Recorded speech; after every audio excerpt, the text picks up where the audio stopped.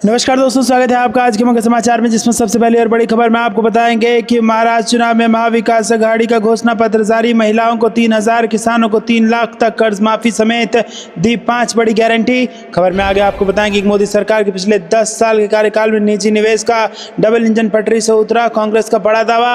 आगे खबर में जिक्र होगा कि चुनाव में महाविकास अघाड़ी को मिलेगा बहुमत। पूर्व सीएम चौहान बोले, सबसे बड़ी पार्टी तय करेगी सीएम का नाम। खबर में आगे जिक्र होगा कि बुलडोजर न्याय स्वीकार्य, संपत्ति नष्ट करने की धमकी से लोगों को नहीं दबा सकते, सुप्रीम कोर्ट के तेवर सख्त। और इसके साथ आगे जिक्र होगा कि हरियाणा में हार पर कांग्रेस का दिल्ली में मंथन, निशाने पर ईवीएम, सरकारी तंत्र, कोर्ट जाने की है तैयारी। दोस्तों, हर एक खबर की गहराई में आपको ले जाएंगे, लेकिन उससे पहले आपसे निवेदन की वीडियो कीजिए लाइक और चैनल को सब्सक्राइब करके बेल आइकन दबाकर कमेंट में लिखे जय हिंद। रुक करते हैं सबसे पहले और बड़ी खबर की तरफ। महाविकास अघाड़ी का घोषणा पत्र जारी। महिलाओं को 3,000, किसानों को 3 लाख तक कर्ज माफी समेत दी 5 बड़ी गारंटी। जी हाँ दोस्तों, महाराष्ट्र विधानसभा चुनाव 2024 के लिए महाविकास अघाड़ी ने अपना घोषणा पत्र महाराष्ट्रनामा जारी कर दिया है। कांग्रेस अध्यक्ष मल्लिकार्जुन खड़गे ने महाविकास अघाड़ी का घोषणा पत्र जारी कर दिया। इस दौरान शिवसेना नेता संजय राउत, एनसीपी एससीपी सांसद सुप्रिया सुले, कांग्रेस महासचिव केसी वेणुगोपाल और अन्य नेता भी मौजूद रहे। कांग्रेस अध्यक्ष मल्लिकार्जुन खड़गे ने महाविकास अघाड़ी का घोषणा पत्र जारी करते हुए कहा कि महाराष्ट्र का चुनाव देश के लिए बहुत ही महत्वपूर्ण चुनाव है। ये चुनाव देश का भविष्य बदलने वाला चुनाव है। हम यहाँ महाविकास अघाड़ी की सरकार बनाएंगे, तभी राज्य प्रगति करेगा। किसान, महिला, युवा समेत प्रदेश का हर वर्ग खुशहाल होगा। मल्लिकार्जुन खड़गे ने घोषणा पत्र के जरिए महाराष्ट्र की जनता को 5 गारंटी दी, जिसमें महिलाओं को महालक्ष्मी के तहत 3,000 रुपये देने का ऐलान किया है। वहीं किसानों को 3 लाख रुपए तक का कर्ज माफ और कुटुंब रक्षा के तहत 25 लाख रुपए की स्वास्थ्य बीमा देने की घोषणा की है। इसके साथ ही महाविकास अघाड़ी ने जातिगत जनगणना का भी वादा भी किया है। महाविकास अघाड़ी ने अपने घोषणा पत्र में महालक्ष्मी के अलावा महिलाओं के लिए फ्री बस सेवा देने का वादा किया है। महाविकास अघाड़ी ने कुटुंब रक्षा के तहत महाराष्ट्र की जनता को 25 लाख रुपए तक स्वास्थ्य बीमा और मुफ्त दवा देने का ऐलान किया है। महाविकास अघाड़ी ने बेरोजगारों को हर महीने 4,000 रुपए की मदद देने की घोषणा की है।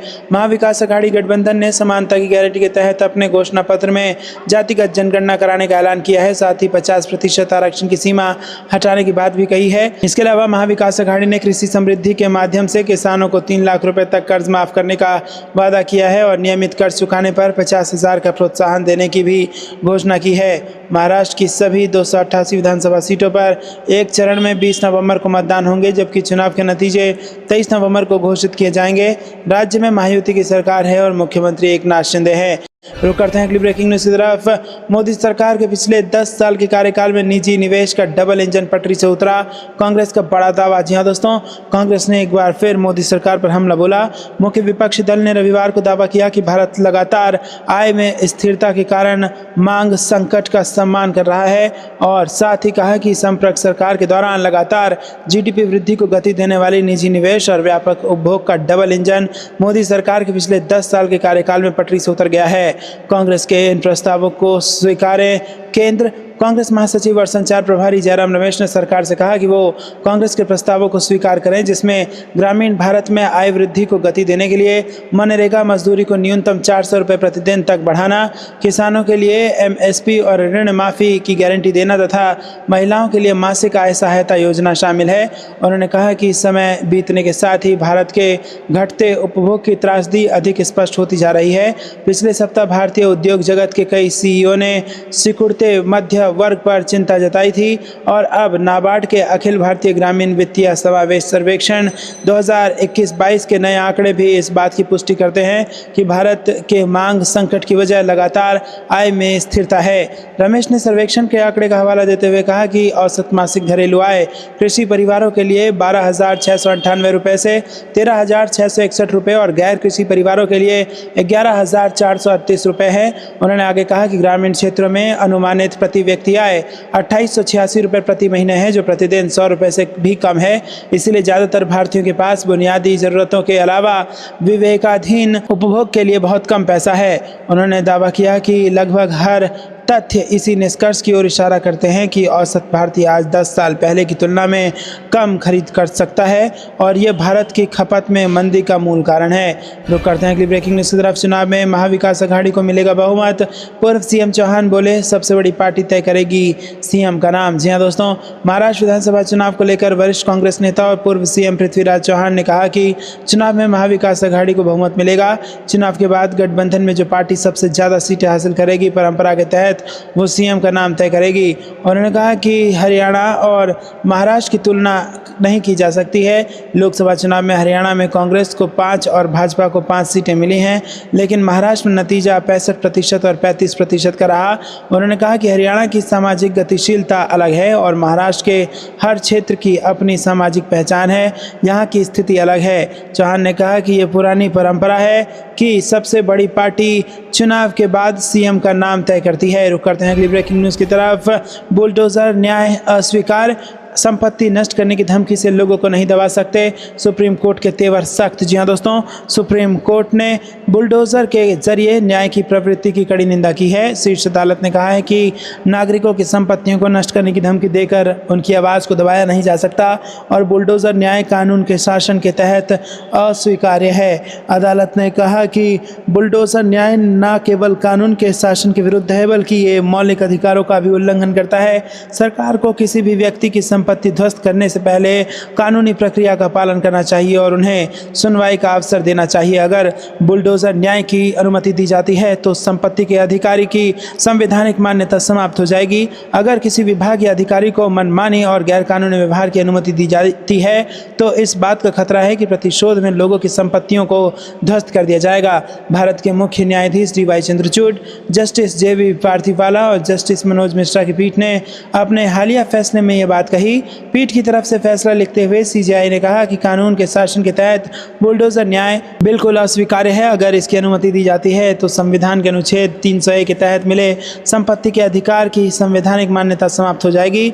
ये निर्णय 2019 में उत्तर प्रदेश के महाराजगंज जिले में एक पत्रकार के घर को अवैध रूप से ध्वस्त करने से संबंधित एक मामले में पारित किया गया। शीर्ष अदालत ने पाया कि घर को उचित प्रक्रिया का पालन किए बिना ध्वस्त किया गया था। उसके बाद राज्य को याचिकाकर्ता को 25 लाख रुपए का अंतरिम मुआवजा देने का निर्देश दिया गया। राज्य को इसके अलावा जिम्मेदार अधिकारियों के खिलाफ अनुशासनात्मक जांच शुरू करने का निर्देश दिया गया था। पीठ ने कहा कि नागरिकों की आवाज़ को उनकी संपत्तियों और घरों को नष्ट करने की धमकी देकर नहीं दबाया जा सकता। पीठ ने कहा कि अतिक्रमण या अवैध निर्माण को हटाने के लिए भी राज्य को कानून की उचित प्रक्रिया का पालन करना होगा। इस मामले में राज्य सरकार राजमार्ग की मूल चौड़ाई स्थापित करने के लिए कोई दस्तावेज दिखाने में विफल रही, जिसे राष्ट्रीय राजमार्ग 730 के रूप में अधिसूचित किया गया हो। संबंधित विभाग ऐसा कोई साक्ष्य भी प्रस्तुत करने में विफल रहा जिससे ये साबित होता हो कि याचिकाकर्ता के घर के मामले में अतिक्रमण को चिन्हित करने के लिए कोई जांच या सीमांकन किया गया था। रुक करते हैं अगली ब्रेकिंग न्यूज़ की तरफ। हरियाणा में हार पर कांग्रेस का दिल्ली में मंथन, निशाने पर EVM और सरकारी तंत्र कोर्ट जाने की है तैयारी। जहां दोस्तों हरियाणा विधानसभा चुनाव में कांग्रेस की हार को लेकर प्रदेश कांग्रेस की गठित कमेटी दिल्ली में चुनाव हारे उम्मीदवारों से EVM और सरकारी तंत्र के दुरुपयोग को लेकर जानकारी ली। कमेटी के सामने कांग्रेस के हारे हुए करीब 30 उम्मीदवार पेश हुए। बाकी उम्मीदवारों से कमेटी अन्य माध्यमों से इस पर बातचीत करेगी। जानकारी के मुताबिक कांग्रेस के ज़्यादातर उम्मीदवारों ने कमेटी के सामने EVM और सरकारी तंत्र के दुरुपयोग को अपनी हार का जिम्मेदार ठहराया है। अब कांग्रेस की यह कमेटी बाकी उम्मीदवारों से बात कर रिपोर्ट हाईकमान को देगी, जिसके बाद कांग्रेस इस मुद्दे को लेकर कोर्ट जाने की तैयारी कर रही है। बता दें कि हरियाणा कांग्रेस की चुनाव में हार को लेकर इस मंथन में सभी हारे हुए कैंडिडेट की राय ली गई है कि क्या वो EVM और सरकारी तंत्र के दुरुपयोग पर उनकी क्या राय है। कमेटी के अध्यक्ष सभी उम्मीदवारों की राय आला कमान को देंगे और उसके बाद फिर हरियाणा कांग्रेस कोर्ट जा रही है।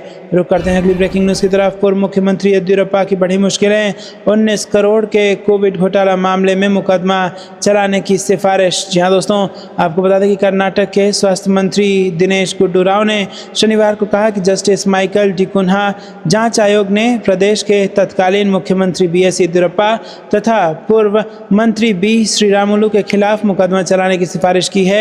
आयोग ने कोविड-19 महामारी के दौरान उपकरणों एवं दवाओं की खरीद में कथित अनियमितताओं की जांच के बाद मुकदमा चलाने की सिफारिश की। स्वास्थ्य मंत्री ने कहा कि स्पष्ट है कि कोविड-19 के दौरान उपकरणों एवं दवाओं की खरीद में लूट खसोट हुई थी। तत्कालीन सरकार ने नियमों का उल्लंघन किया। सत्ता में आने के बाद हमने जांच कराने और रिपोर्ट सौंपने के लिए पूर्व जज की अध्यक्षता में जांच आयोग गठित किया। आयोग ने प्रारंभिक रिपोर्ट सौंप दी है। दूसरी रिपोर्ट 6-7 महीने में सौंपी जा सकती है। राव ने आगे कहा कि कैबिनेट उप समिति ने रिपोर्ट पर चर्चा की है। तत्कालीन मुख्यमंत्री येदियुरप्पा और पूर्व स्वास्थ्य मंत्री श्रीरामुलु का सीधे तौर पर नाम लिया गया। पीपीई किट की खरीद में लगभग 14 करोड़ रुपए का नुकसान हुआ। इसे नियमों का उल्लंघन कर अधिक कीमत पर खरीदा गया।